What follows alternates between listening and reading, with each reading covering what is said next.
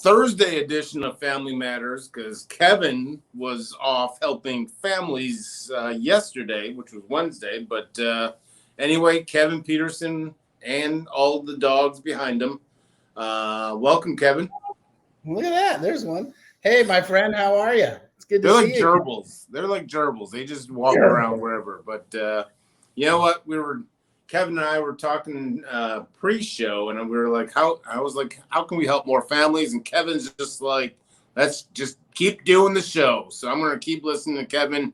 Go over and creep him. I do it all the time on Instagram. Kevin W. Peterson. ChronicHope.us has got all kinds of resources. You can reach out to Kevin. You get all kinds of free resources. We won't call the cops on you if you take any of it. They're free. There's a Chronic Hope Facebook page for all family members. All kinds of goodies. One of these days, he's going to wise up and start charging for all of it. But incredible free resources, ChronicHope.us. But anyway, he won't listen to me, so he'll continue offering all these free resources. The Family Whisperer himself. Kevin, what's on your mind? Anything in particular? Nah. This is like, it's been a busy week. And there's a lot of people reaching out. And, it has made me remember why I do what I do, because I just want to help is what it comes down to. Well, I'm going to start you off with a doozy. Let's go right into, it's going to be our last question, but I've decided to play producer. We reached out to an interventionist for help for our son, and we were told that our son won't stand a chance to get sober unless we, his family, agree to get help. How does that help, Kevin? Well, funny story, Jay. Here's the deal. I'm going to tell you what my family did to me. My family approached a therapist and said, hey, our son's out of control. We don't know what to do.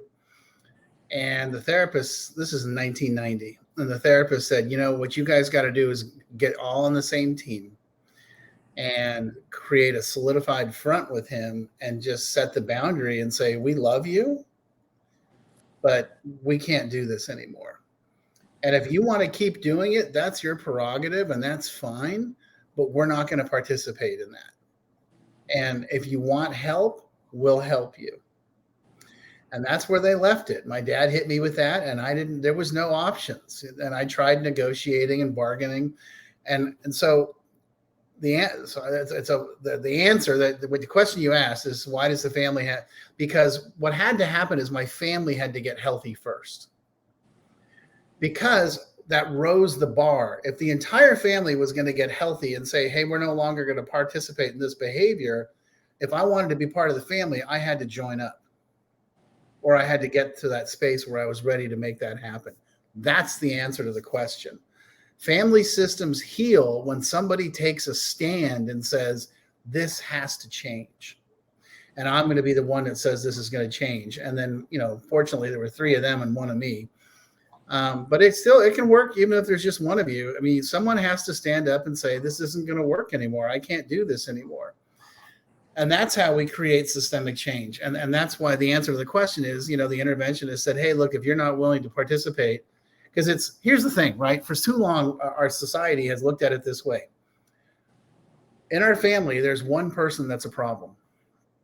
And that's the only problem we have. That's crazy talk. Okay. So that person does have a problem, but everybody has problems. So let's rally the team and help that person with their problem. And then we can help everybody else with the problem. But to have this vision of this concept where there's just 1 person, and that's that bad apple, and I'm sure you and I can relate to that. That was definitely how we got treated. So that's the answer to the question. That's why. And it's what's successful is the other answer. That's why. The reason why is because that's what works, Absolutely. I mean, yeah. Amen. Let's go right into it. I was going to follow that. I was going to follow up with something, but it's no need to. Video clip over. It's all Kevin. My mom went into treatment last week, but every day I'm getting calls from facilities stating my mom is wanting to leave. Our family has reiterated the need to finish if she wants a relationship. This is we've done a couple of shows together. I've carried this over because I think this audience, this kind of goes, this is a normal call in anyone that works in this industry. I'm sure you get them all the time. You got someone the mom actually wanting to leave treatment every single day. She's holding hostage that family, saying, maybe I want to leave. I want to leave. What do you got? So, okay. Yeah, this happens every day. Yeah. And so what I do is when I work with a family and we're sending somebody to treatment, I prepare them ahead of time. Hey, I just want to let you know what's going to happen. I call it summer camp syndrome. They go to summer camp, and for like the first 2 weeks, everything sucks. It's the worst place. The food's awful. The counselors are horrible. The facilities are terrible. There are bugs and monsters, and I hate it. And what you learn as a parent is just to stand back and be like, cool. I'm just going to, I get it. I hear you, but no. The answer is no. And we love you, but the answer is no. And then eventually what happens is when they realize that you're not responding, they'll stop coming after you. They'll stop calling when they realize, when your answer is, well, talk to your therapist, talk to your sponsor, talk to your case manager. I'm sorry, I can't help you. You cannot, I always make them write this down. You cannot leave until the clinical team deems it appropriate. We hired professionals. We want the professionals to be in charge. And so they're going to call the shots. And that's how this is going to go. And you have to prepare the family ahead of time for this. And by the way, the other option is you don't have to pick up the phone. Let it go to voicemail and if it's the message. And then the answer is always like, but what if it's the treatment center calling with something urgent? Well, listen to the message and be like, oh, okay, I'll call back the clinical team. But if it's your person, it's just like, you got to get me out of here. It's like, oh no, sorry, I can't do that. So.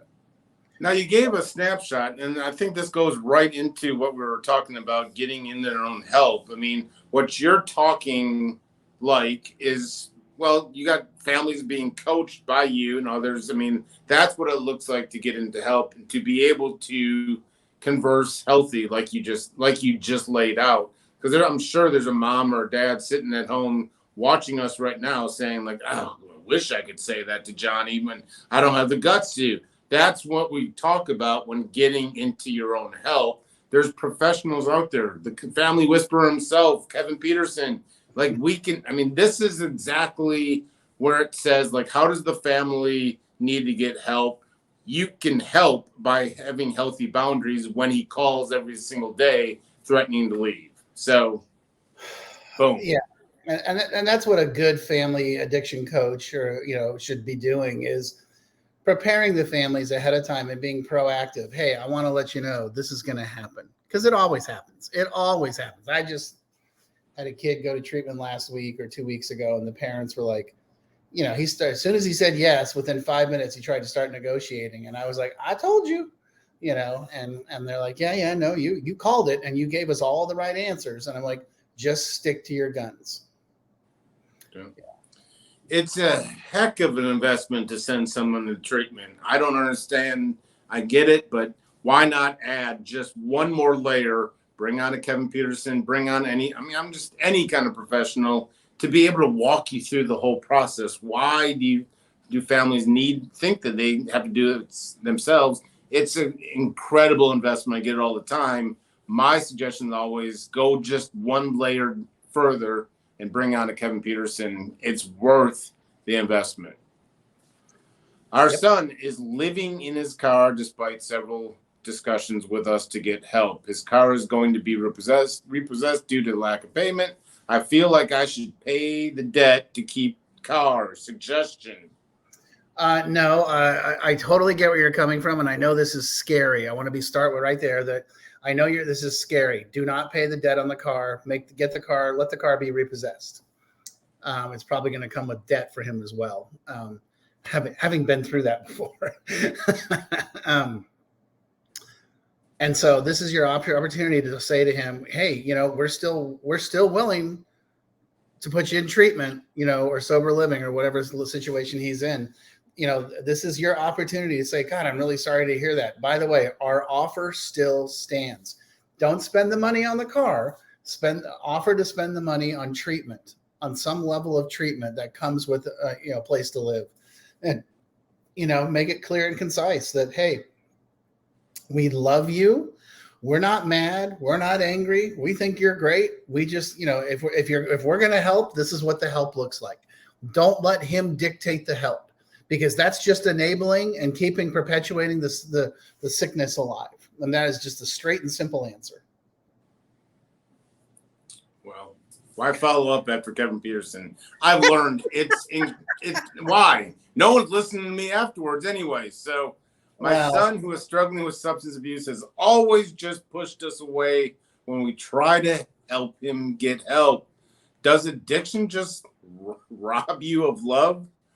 We have begged him to get help, and he just runs away. I laugh because I just see me. I mean, it's my mom, I think, uttered that same question when I was in the midst of it. Does addiction just rob you of love, Kevin?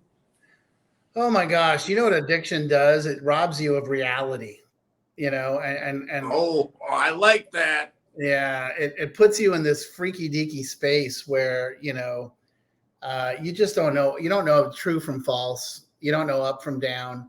You have no idea what the hell is going on. And you're living in that incredibly reactive world where, like, I didn't answer the phone. I didn't answer the door. It was bad enough when I went to work. I kept figuring somebody was going to show up at work to come get me, for whatever reason. And you're living in that just world. And so, here's the thing. Your son loves you. He's just so caught up and deep in his hole that he doesn't know what to do. And so when you're saying, every time we try to help him, he pushes us away. Here's what I would say. Make a straightforward statement. Like, we love you. And when you're ready to get help, we'll help you. And that's it. Stop trying. Kind of what I got from that statement from them was that, well, we keep trying, and he's just like, stop. So stop, but just make it clear. We want you to know, we're in when it comes to you wanting help. But until then, we're going to keep you at a distance because you're really hurtful to us, and the way you treat us is inappropriate. I teach my families to set boundaries in only 3 areas: no drugs, no alcohol. You got to be self-supporting either through school or work. And you got to treat us with, dignity and kindness and love and respect. And it's that simple. It's black and white. It's just 3 things. And if we can establish that kind of relationship, then we're on the way, we're on the path. But until we can establish those things, it's not going to happen. It's just not going to happen. Now, you set those healthy boundaries. Where's the communication at that? Are you bringing them on to cut off communication unless they want help? Do you reach out and just say hi sometime? Where's the communication in that? You set the boundary. If you want help, we're here. We love you. We want the best for you. What's the level of communication would you work with a family on? If they say, Kevin, can I call them and just say I love them every day? Well, sure, you can, but we're going to talk about why you need to do that. Because the truth is, what I'm guessing is what you're trying to actually do is figure out how they're doing, where they are, what's going on. Not so much just calling and telling them you love them every day. Oh, absolutely. Yeah. So we're going to uncover what's underneath that. Right. And now we're back to, you got to take care of you. You got to work on your stuff, But yeah, you can talk to them. But I would just be really clear. Every time we talk, we're going to talk about treatment. We're going to talk about you changing the way you live. I'm not going to listen to you. The answer is no on money. No, you can't have anything. No. Are you ready to get treatment? We're ready to help you. Oh, okay. And if they call and they're abusive or rude, and a lot of times people that ask this question, I'm like, well, how does the conversation go? Well, they're rude, they're abusive, they're mean, they're angry. I'm like, why would you talk to them? You don't have to do that. just make it clear, or maybe set a weekly phone call, or take them to lunch. That's okay too. Those are all perfectly okay. But you don't have to be their whipping boy. You don't got to be taking the beatings. So. Well, last question. We get it all the time. Just great to have. Our daughter's addiction is heartbreaking, but our grandchildren are getting the worst of it. I know our daughter will resent us, but I feel it necessary to speak up for my grandchildren. Basically, they're looking for, you got the grandparents stepping in, obviously mom, and I think it sounds maybe dad too is in the addiction cycle. You got these kids that are seeing God knows what. Suggestions for the grandparents and how do you step in? Absolutely. Well, you need a lawyer. The truth of the matter is, if the mom and dad are both active in their addiction, that's neglect. It's just straight up, and you got a lawsuit. You got an ability to do it right then and there. And I deal with a lot of that. And that's just reality. But, I think at this point, you got to put the kids first. The grandchildren got to come first. And if they're struggling and they don't have, kids need consistency, they need stability, they need things to be the same. I go to school, I come home, there's dinner. Mom and dad are here, or mom, dad, whatever, whoever. But it's the same thing, repetition, same thing, same day, over. It makes them feel safe. And if they feel safe, they can develop emotionally and mature. Okay.